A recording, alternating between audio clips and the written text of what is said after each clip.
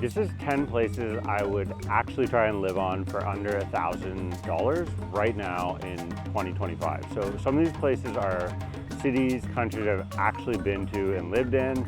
Others are ones I've just sort of dreamed of, or like you, watched YouTube videos that promised me I could actually do it in paradise for cheap. So let's dive into number 10. By the way, if you're new here, I'm Evan A, and I help people move and retire in Vietnam and Southeast Asia. So get in touch if that's for you. 10, Chiang Mai, Thailand. I just talked to Nolan from there. This is a great place for expats. If you've ever heard of any city on the list, it's probably this one. For a long time, it was the retiree destination in Southeast Asia. I stopped through Chiang Mai in my 30s when I was between gigs looking for a real landing spot and a better job at an international school. My studio apartment was only $280 a month. There's mountain views, I had a pool, and there's a ton of Western amenities. Food, if you eat local, pad krap pao, $1.50, and it's gonna ruin Western food forever because it's incredibly delicious. There's fast Wi-Fi, there's kind people, gorgeous temples with orange-clad monks, cafes, massages for $6. It has a lot to offer. But here's what no one actually tells you about Chiang Mai. Burning season is brutal. Old Town is crowded. You end up with a metallic taste in your mouth, not wanting to go outside, and getting claustrophobia every time you hit the market. If you're sleepy, single, under 40, maybe it's for you. Would I live there again? In the right season, I would, absolutely. I'd even take my family for months at a time. Could you do it for $1,000 today? Yes, definitely, easily, like without fail. Next up on the list is Barcelona, Spain, number 9, a dream city for a lot of people, somewhere I passed through for a summer. I was younger, dumber, living in a shared flat in El Raval when I first landed, an up-and-coming place that now has known all over the world. The rent was 400 euros, but it was split. $10 would do olives, wine, sardines, food, bread, truly romantic. But prices in Raval are up today, and the sentiment around foreigners and expats is down. Here's the thing, Spain is still cheap if you live like a local and you're fluent, but you're gonna need a metro pass, you're gonna have to do tapas after 10 p.m., and yeah, the wine's still cheaper than water. But the visa stuff's no joke, and inflation is also creeping in. So you're gonna need a student or non-lucrative visa, and they're a bureaucratic mess and require minimum 25K in the bank. If you can still swing a freelance visa or a student visa and you don't mind roommates, yes, you could just about pull off $1,000 a month in Spain and in Barcelona. Is it gonna be the same as when I was there in 2010? Yeah, probably not. Next up is Guanajuato, Mexico, the love of my life, the place that made me fall in love with travel. This city literally feels like living inside a painting. It's cobblestone alleyways, candy-colored homes, golden cathedrals, rooftop sunsets that, make you fall in love in the best possible way. I lived here in 2008, 2009. You're eating tamales, tacos, teaching English, learn Spanish by watching telenovelas. Rent, you can definitely get a $200 room in a colonial house. You can get your own apartment for maybe $500. The food, the street tacos, the gorditas, it's all there. It's under $1. It's safe, lively, and romantic, especially if you're not afraid of walking up and down the hills. And especially compared to other Mexican cities, I would say it is a safe place. And yes, $1,000 a month here still goes far in 2025. This place is one of the best values in Latin America, and it's beautiful. 1K a month, totally livable in Guanajuato right now. There's this YouTube myth or world myth that to travel the world, to live abroad, you need to be rich or have like 6 figures or hundreds of thousands of dollars in the bank. You need like some sort of multi-5-figure crypto wallet or a constant inflow from 10 rental properties. And I felt that way for a long time, but I ended up living on $400 a month when I first moved to Vietnam. Yeah, I had a job, I had income, but a bowl of bun cha was $1, an apartment was $200, and I ended up having a lot more time and money than I knew what to do with. So I also know I'm not alone. From having interviewed other expats, teachers, retirees, and just broke backpackers and digital nomads who are living the real life across Southeast Asia on under $1,000. So Today I'm sharing my personal top 10. This is everywhere over the whole planet. 5 places I've legitimately lived, and we're gonna try and figure out whether you can actually still do it for under $1,000 in those 5 spots, and 5 others I've just dreamed of living in or would still like to. Next up, Siem Reap, Cambodia, Angkor Wat, the beautiful place. This is the wild card in my last video.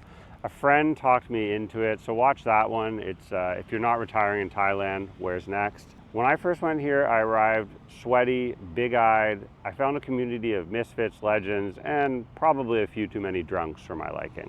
There were art teachers, aid workers, Brits, Aussies, and big villas with pools that cost maybe 350, 400 bucks a month, 50-cent beers, $1.50 to $3 for food, and very kind, welcoming locals. But it's not for everyone. Healthcare is really basic, infrastructure is flaky, you need to get international insurance. I use Safety Wing Nomad Insurance, which you can find in my affiliate links. It's like 56 bucks for the first 4 weeks, so sign up for that. But if your needs are simple and your soul needs some space, Cambodia, Angkor Wat, the history, the space, it could deliver. I mean, this was an Anthony Bourdain dream, and yes, no problem under $1,000 a month. You're not gonna stress your budget in Cambodia. That brings us here to my home, Da Nang. It's beautiful, it's stunning. I mean, look around, look at this beach, folks. And let's get personal. I've been here for about a year now. I know lots of people doing it. I've interviewed them, I've talked to them, I've hung out with them, I had coffees and dinners with them. 25 million dong is doable. But when I did it under $1,000 a month, I wasn't here. I was in Saigon, and I had a housing allowance and was able to live off $400 a month because of that and stack my cash to retire early. The situation now is different. I'm not living here under $1,000 a month, and I'm not single. But the beach, world class, the food, incredible. $300 to 500 bucks will still get you a nice apartment near the beach. And if you want to spend 200 to 400, you'll have to go over to Haichou city side. But prices are creeping up. Most listings, $600 to $800 a month are, the more realistic price. With 1,000K, is it realistic? Yes, it's realistic. It's just less cushy than it was before COVID, but you still get excellent value. It's just mid-range, not luxury for 1,000 bucks. Now let's get into the places I've just sort of dreamed of living. But before we do that, check out my Move to Vietnam Masterclass, linked in the channel description if you're serious about coming to Vietnam. We cover everything you need to do in the first 30 to 180 days, and it's just $49.95. Next up, we're going to Xi'an, China with terracotta warriors, hand-pulled noodles, back alleys, and the classic history of the spice route. I had a great job offer here once. I almost moved there. I looked at everything. Rents were about 300 bucks for a modern 1-bedroom near the old city wall, which is just stunning. The eats cheap, local, easy. There's subway access, high-speed rail, transit is there, infrastructure is set up in China, but the visa rules have changed. A lot has changed since the world shut down. Could you still live here in Xi'an for 1,000 a month? Yes, especially if you teach or remote work. You can live well for probably 800 bucks a month, but make sure you're legal and you have the proper visas. You're gonna need to prepare for the bureaucracy that comes from Beijing and get WeChat everything. Number 4, a bit of an outlier, Sri Lanka. Somewhere quiet. It's stunning. It's one of the most gorgeous places I've ever been. There's villas I've seen outside of Gal near the coast, mango trees in the yard, there's ocean, $350 to $400 a month, very doable. I actually helped a consulting client relocate to Sri Lanka recently, a retired guy from Portland. He's painting in the jungle now, sipping a lot of tea, living that quiet, climate-friendly life. It is chaotic though, even though it's gorgeous. Yes, it's definitely doable for under $1,000, but there's going to be power cuts, there's political and economic instability. It's improving, but it's in that recovery gray zone area. Don't expect normalcy, Amazon Prime, stable internet or electricity 24/7. I can't promise that, no one else can. This is all just in my opinion. Next up is number 3, Goa, India. Not the party Goa, the quiet off-season chill Goa. Portuguese ruins, relics, empty beaches, old world villas, charming history. This is the kind of place in India where you stay a month in a $5 hut and you don't ever want to leave. I've been dreaming about places like this since the first time I read Shantaram. There's a retired client of mine, Bob, who lives here for $850 a month, all in, and he loves it. He's happy he left Wisconsin. He's doing yoga or praying or something like that. He drinks a lot of chai. He does not watch television. And the India tourist visa is good for 6 months, so you don't have to move around that often anymore. Would I live there? Probably not with my family. But for $1,000, could I do it? Yeah, easily, absolutely. This is somewhere I'd look into if I was solo, single, and retiring. Don't sleep on India. Next up is Dumaguete, Philippines. Number 2, I keep hearing this name. Everyone says it is the best place to retire in 2025 for Americans, but I think that might even sell it short. From what I hear, it's the kind of place where everybody knows your name. There's a huge expat cafe and bar scenes, open mics, tons of community. There's just real people on the ground doing it and speaking English. The healthcare is decent. The prices are higher than here, but apartments still start at $250 to $300 a month. Scooters are $50, and the sea is right there. This isn't a backdrop, folks. A single guy I coached for a bit actually just went there, and when he got there, he told me he truly felt alive for the first time, and he wished he hadn't waited. He wished he'd left America early. That's not nothing. For me, that's a moment, that's reality, that's real value added to someone's life. Honestly, I just haven't got to Dumaguete yet because I'm busy with family. Next up though, my number 1, this is my dream. I truly want to buy property here. It's in Lombok, Indonesia. If Bali had a relaxed, chill, beautiful, quiet, cleaner, more raw, untouched neighbor, brother, this is it. There's surf, silence, sunsets, diving, and you don't need a drone or a hipster cafe to appreciate it.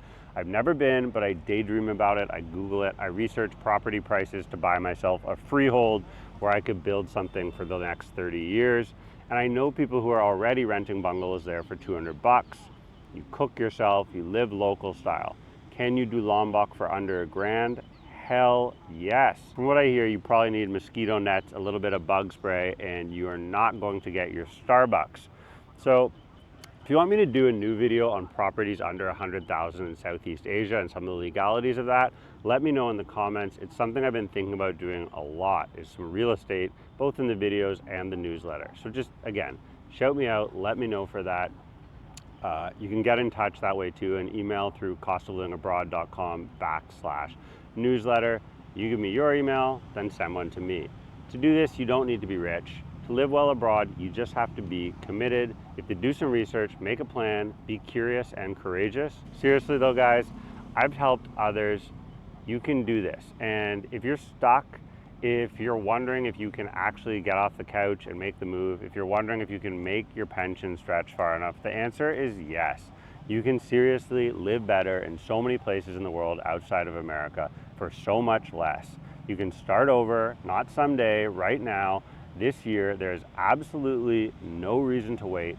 And I know that if you're still watching, you're serious about this. You got this far, you want to make the commitment. So if you want my exact breakdown of what to pack, where to start, how to make this lifestyle possible, grab that Move to Vietnam Masterclass linked in the channel description.